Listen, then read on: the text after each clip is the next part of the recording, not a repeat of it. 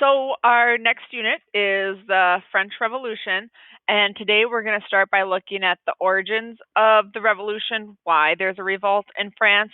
And so what starts it is a period called the Enlightenment, where philosophers thought a lot about the responsibilities of both individuals and governments. So we're going to look at some of the beliefs of these enlightened philosophers. They talked about like reason, skepticism, toleration, freedom, equality, education, optimism. But to start, we're going to go with one of my favorite quotes by Voltaire, who was one of the enlightened philosophers.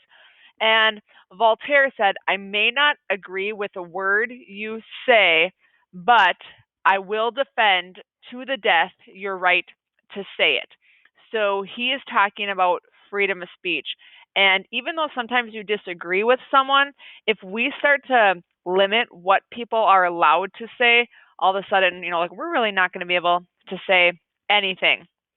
Um, Speaking of Voltaire, now that we're on the subject of him, he's one that he kind of hated religion. Well, actually, he didn't really hate religion per se, but he really hated like intolerance. That he got frustrated with like the ideas of heresy and trying to convert people by force. And so he felt like religion should be more of a private matter. However, if you want to talk about it, he'll defend your right to be able to speak freely, but he just didn't like sometimes the force that was used. So Voltaire is one of the enlightened philosophers talking about freedom of speech, and you can see him on the bottom where he was from France. To go up to the top, John Locke, you've probably heard of him from ninth grade civics. He was an English philosopher, and he talked about how when you're born, your mind is basically like a blank slate, and then all of your experiences write on this slate. So, like our environment influences, who we will become. Now, what he talked about in terms of government is that government has to receive the consent of the governed, meaning like people are the source, that government can't rule without approval from the people. And so the French Revolution happens as America is going through their revolution. So when we eventually declare independence here in the United States, Thomas Jefferson, who helped write the Declaration of Independence, used some of Locke's ideas that the governed have the right to revolt if their ruler is unjust, and that the ideas of life, liberty, and the pursuit of happiness are inalienable rights. So those are things that John Locke talked about. Moving on to Thomas Hobbes, he's a little bit darker, a little different. He said that dictatorship is the best form of government. It's like total control by one, because he said that all of us are selfish, violent, and all we care about is ourselves. So, like, self-interest, of course, drives us. And so he wrote this book called Leviathan, which he says absolute monarchs need to have all the power.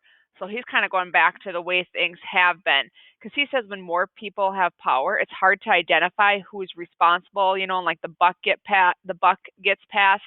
He also talks about like the will to survive, meaning that we all have the will to survive, and that if that's violated, that the government has to make those crimes like murder so severe that people are afraid to commit a crime. So like you would do the worst torture. And then also, if that absolute monarch abuses power, then people will rebel and kill that person. And that's why that absolute monarch should listen to the people. Montesquieu is from France. Montesquieu he wrote The Spirit of the Laws, and he talked about checks and balances in government, that to be a well-run country, you have to find balance, and you need to have like these kind of different branches of government that can balance each other out. So this idea of a separation of powers, which we have here in the United States, that's what Montesquieu talked about. And then he also wrote about freedom and the importance of it. And if freedom truly exists, then slavery is totally unnatural, because this is also the time where the slave trade is happening, and he calls out slavery as totally wrong because you're taking people's freedom.